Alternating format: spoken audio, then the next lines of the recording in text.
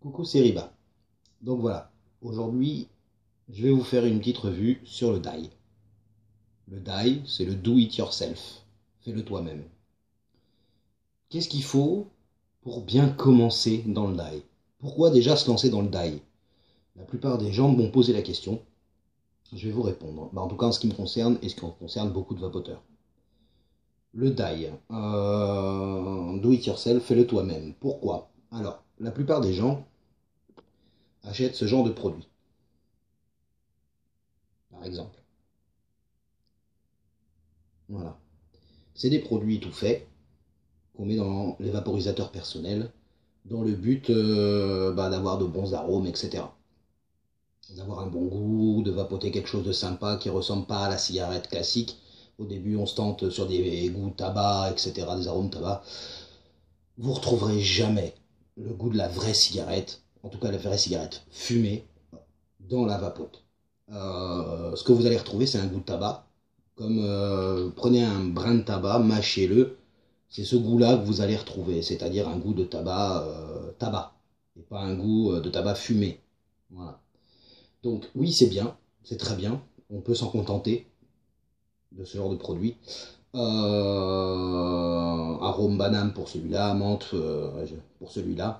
Le défaut, c'est que s'il n'est pas assez fort à votre goût, bah, faudra le vapoter quand même, ou le laisser dans un coin et perdre de l'argent. S'il est trop fort à votre goût, bah, vous ne pourrez pas y faire grand chose. Il faudra le vapoter ou pareil, le laisser dans un coin. Et puis ça vaut des sous. Pourquoi? Parce que la plupart du temps, en moyenne, on arrive à du 6,50 € par fiole de 10 millilitres. 65 centimes le millilitre, quoi, en gros. C'est pas donné. Sincèrement, c'est pas donné. Maintenant, ça fait quand même beaucoup d'économies par rapport à la vraie cigarette. Celle que les forumers appellent souvent tueuse. On sait qu'elle tue. Voilà. Maintenant, l'avantage du die, c'est de réduire le coût, principalement, et de faire ses propres goûts, accessoirement.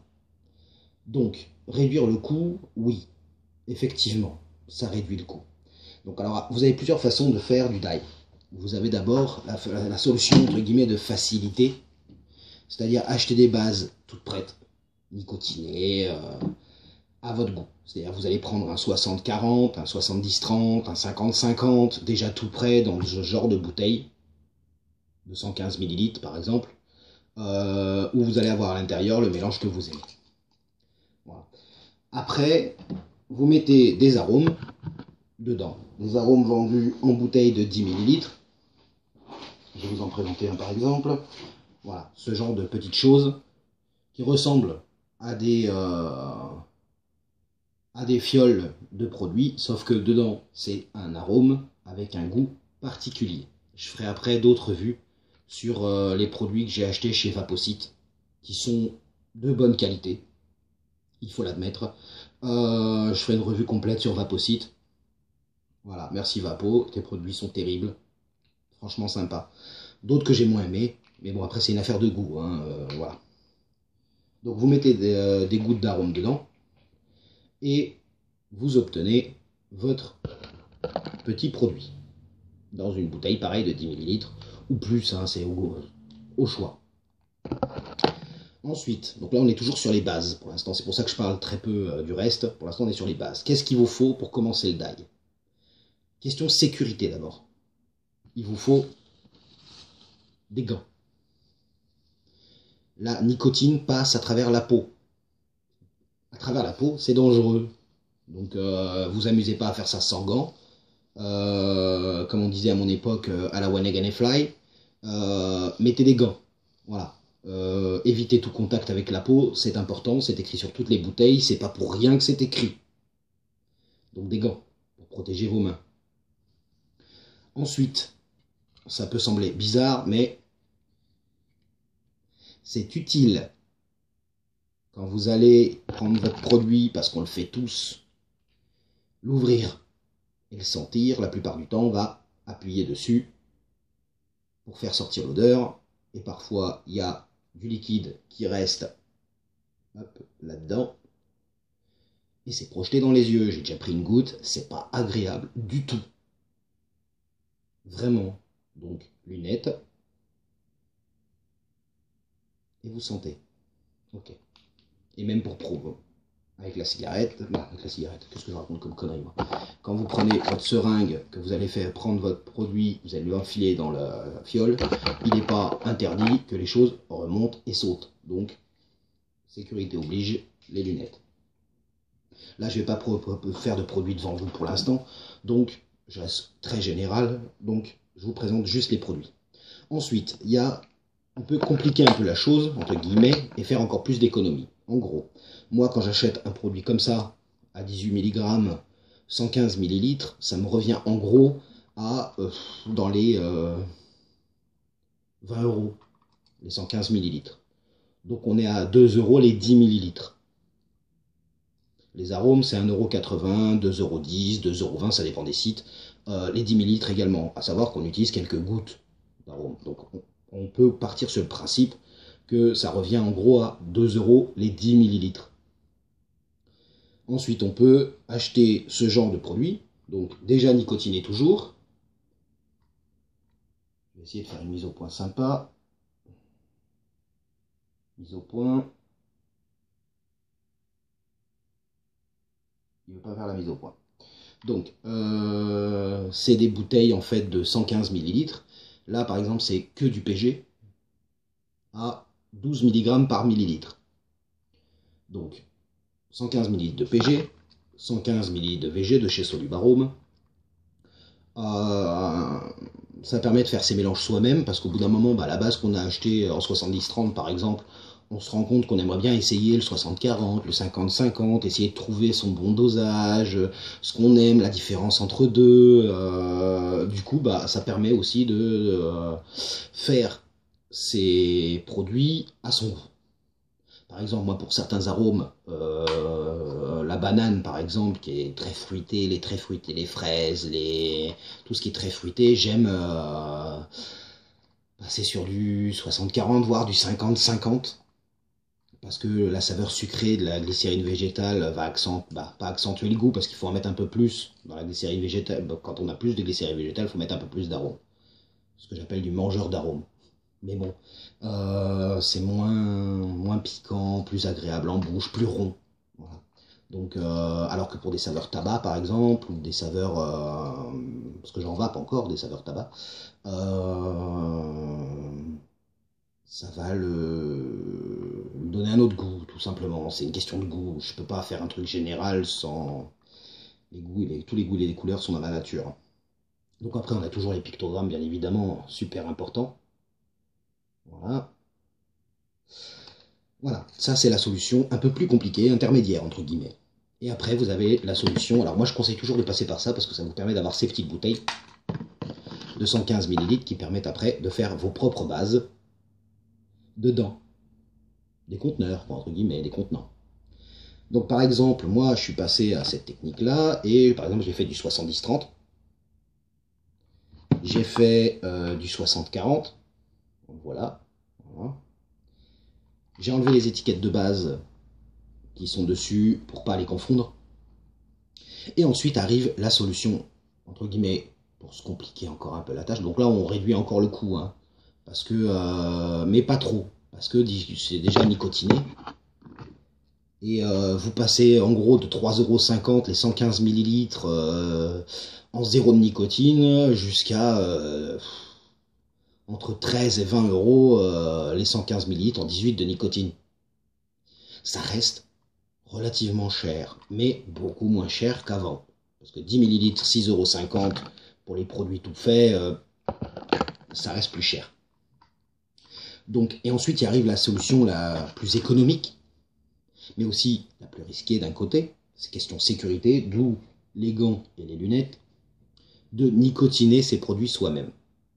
Donc chez Nick Vape, par exemple, pour pas citer c'est ce site sur ce site que j'achète ma nicotine, j'achète des produits à 50 mg par millilitre de nicotine, sans goût, soit propylène glycol, soit glycérine végétale, vous choisissez dans quoi le mettre. Moi je préfère le mettre dans le propylène glycol, comme l'a dit une collègue reviewer, revieweuse, ça permet, vu que c'est un antiseptique entre guillemets, ça sert d'antiseptique, ça permet de garder le truc propre. Voilà. C'est sécuritaire pareil, hein. Après chacun fait comme il veut. Sur du 100% VG, vous allez plutôt prendre de la nicotine en VG, c'est évident. Sinon vous allez mettre du PG dans votre VG, et ce sera plus du 100% VG. Donc vous prenez en gros de la glycérine végétale, vous prenez du propylène glycol, vous faites votre mélange, et ensuite vous allez doser votre nicotine. Donc il existe en 50 mg par nicotine. Le 100 mg par nicotine, attendez d'être vraiment très au point question sécurité, parce que sincèrement, c'est dur à utiliser, c'est risqué à utiliser. 100 mg par millilitre, pour un exemple, si vous versez 1 ml sur la main, c'est comme si vous aviez mis 5 ml de produit à 20 mg par millilitre sur la main. Donc il y a toujours plus de risques, vous multipliez les risques en gros. Par contre, vous minimisez les coûts. Voilà. Par exemple, moi j'ai 115 ml de nicotine à 100 mg par millilitre. Bon, après j'ai une formation entre guillemets de labo, c'est-à-dire que je sais utiliser les produits et je sais comment les manipuler en toute sécurité. Pour nicotiner, on va dire 100 ml de base sans aucune nicotine, ça me coûte pas grand chose parce que moi les 115 ml de 100 à 100 mg par millilitre, ça me revient à 15-20 € avec le port. Donc en gros pour 20 €, je peux nicotiner des bases à 3,50 €, les 115 ml, à mon goût. Voilà, donc vu que je vape entre 14, 12, mais principalement vers le 18 plutôt, ça va mieux quoi. Ça va mieux et ça permet de faire des produits à son goût quoi.